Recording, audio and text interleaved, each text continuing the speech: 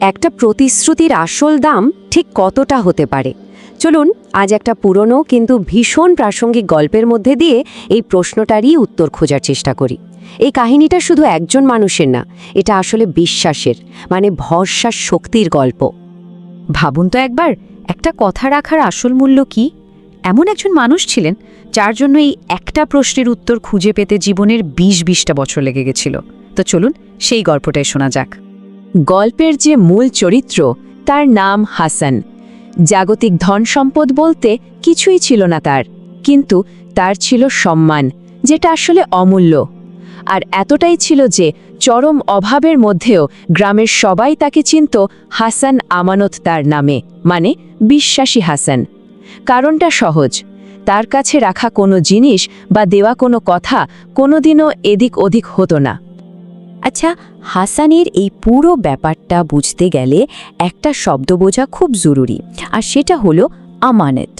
এটা একটা আরবি শব্দ। এর মানে শুধু গচ্ছিত রাখা কোনো জিনিস না, এর মানে আরও গভীর। এটা একটা পবিত্র দায়িত্ব যা যে কোনো মূল্যে রক্ষা করে ফিরিয়ে দিতেই হবে। তো হাসানের এই নীতির উপরেই একদিন ভরসা করে এক অচেনা মানুষ তার দরজায় এসে দাঁড়ালো। আপাত দৃষ্টিতে একটা খুব সাধারণ অনুরোধ, কিন্তু কে জানতো এই অনুরোধটাই হাসানের জীবনকে পরের ২০ বছরের জন্য একটা কঠিন পরীক্ষার মধ্যে ফেলে দেবে। হাসানের সততার কথা তখন দূর দূরান্তেও ছড়িয়ে পড়েছে, আর সেই নাম শুনেই একদিন ধুলোমাখা ক্লান্ত এক ব্যবসায়ী এসে হাজির। তার সমস্যাটা বেশ গুরুতর। তার বাণিজ্য কাফেলা মরুভূমির পথে অনেক দূরে গিয়ে গেছে, কিন্তু তার সাথে থাকা একটা ছোট্ট উট কিছুতেই তাল মেলাতে পারছে না। এখনও ওটাকে তো আর মরুভূমিতে মরে যাওয়ার জন্য ফেলে আসা যায় না, তাই তার এমন একজন সৎ মানুষ দরকার ছিল যার হাতে নিশ্চিন্তে প্রাণীটার দায়িত্ব দিয়ে যাওয়া যায়। চুক্তিটা কি ছিল জানেন? ভীষণ সাদামাটা। উটটার দেখাশোনার খরচের জন্য দেওয়া হলো মাত্র একটা সোনার দিনার, আর সাথে একটা প্রতিশ্রুতি যে তিনি ফিরে আসবেন কিছু সময় পরেও যদি হয়। মানে সময়টা পুরোপুরি অনির্দিষ্ট। ভাবা যায় সামান্য একটা দিনারের বিনিময়ে কত বড় একটা দায়িত্ব। আর ঠিক এখান থেকেই শুরু হলো প্রয়োজন আর নীতির লড়াইটা।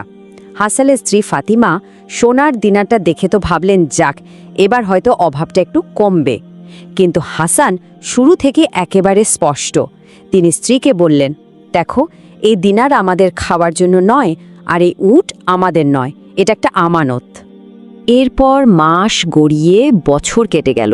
একটা দুটো বছর না, অনেকগুলো বছর। আর সেই ছোট্ট অনুরোধটা, সেই আমানতটা ধীরে ধীরে হাসানের জন্য একটা পাহাড় সমান বোঝা হয়ে দাঁড়ালো। এমন এক বোঝা যা তাকে টানা ২০ বছর ধরে বয়ে বেড়াতে হয়েছে। এই ২০ বছরের কষ্টটা কিন্তু একরকম ছিল না, এটা সময়ের সাথে সাথে বেড়েই চলেছিল। যেমন প্রথম বছরেই ওই একটা সোনার দিনার শেষ। পঞ্চম বছরে পুরো গ্রাম জুড়ে শুরু হলো এক ভয়ঙ্কর দুর্ভিক্ষ। যখন সপ্তম বছর, তখন গ্রামের সবাই চাপ দিতে শুরু করলো, হাসান, এত সুন্দর হৃষ্টপুষ্ট উটটা বিক্রি করে দাও। আর অষ্টম বছরে তার নিজের স্ত্রী ফাতিমা এই ত্যাগ আর সহ্য করতে না পেরে তাকে ছেড়েই চলে গেলেন। আর দেখতে দেখতে যখন ২০ বছর পার হলো, হাসান তখন একেবারে নিঃস্ব, একা, বৃদ্ধ, আর তার সাথে আছে শুধু সেই আমানত, সেই সুরক্ষিত উটটি। কিন্তু সবচেয়ে অদ্ভুত, সবচেয়ে মর্মান্তিক ব্যাপারটা ছিল এই বৈপরীত্যটা। মানে একদিকে আমানতের উটটা হাসানের যত্নে দিনকে দিন আরও স্বাস্থ্যবান, আরও শক্তিশালী হয়ে উঠছে, আর ঠিক তার উল্টো দিকে হাসান আর তার পরিবার, তারা ক্ষুধায় অভাবে একটু একটু করে শেষ হয়ে যাচ্ছে। হাসানকে যে শুধু অভাবের সাথে লড়তে হয়েছে তা কিন্তু না, তাকে লড়তে হয়েছে সমাজের সাথেও।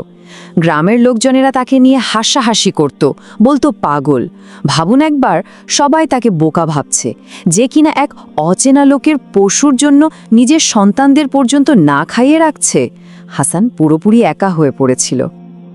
এই গল্পের সবচেয়ে কঠিন, সবচেয়ে হৃদয় বিদারক মুহূর্তটা সম্ভবত তখনই এলো যখন তার স্ত্রী ফাতিমা তাকে একটা চরম সিদ্ধান্ত নিতে বলল। হয় উটটা বিক্রি করে পরিবারকে বাঁচাও, না হলে তোমার প্রতিশ্রুতি আঁকড়ে ধরে সবকিছু হারাও। কি করবে হাসান? ফাতিমার কথাগুলো ছিল যেন শেষ আঘাত। তিনি বললেন, আমি এখানে দাঁড়িয়ে আমার সন্তানদের শুকিয়ে যেতে দেখতে পারবো না, যখন তুমি ওই জানোয়ারটার সেবা করছো। বেশ, তুমি তোমার উটকে বেছে নাও আর একাই এর বোঝা বও। ব্যাস, ওই মুহূর্তেই হাসান তার প্রতিশ্রুতির জন্য নিজের পরিবারকেও হারিয়ে ফেলল। তার ত্যাগ যেন সম্পূর্ণ হল।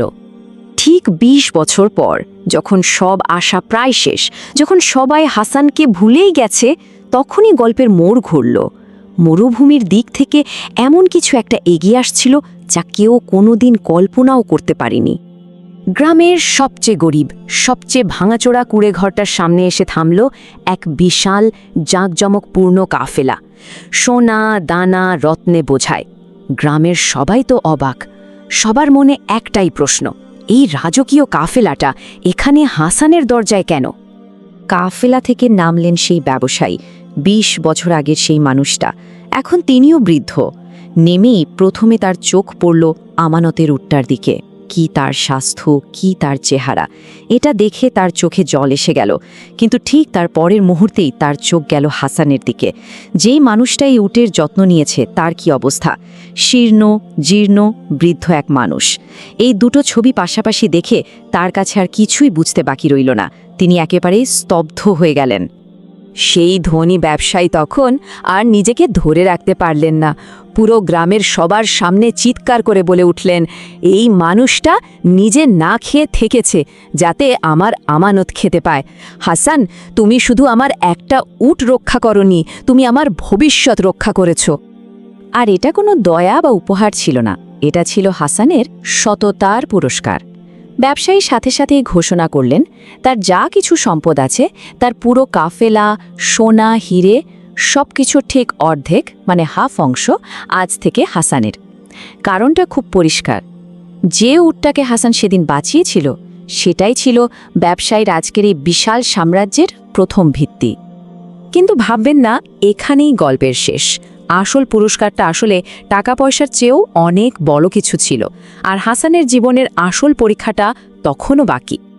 হাসানের এই রাতারাতি ধনী হয়ে যাওয়ার খবরটা ফাতিমার কানেও পৌঁছালো। আর খবর পেয়েই সে ফিরে এলো।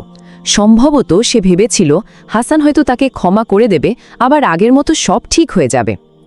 এই যে ছকটা দেখছেন, এটা আসলে হাসান আর ফাতিমার নেওয়া দুটো ভিন্ন পথ আর তার ফলাফলের একটা চিত্র।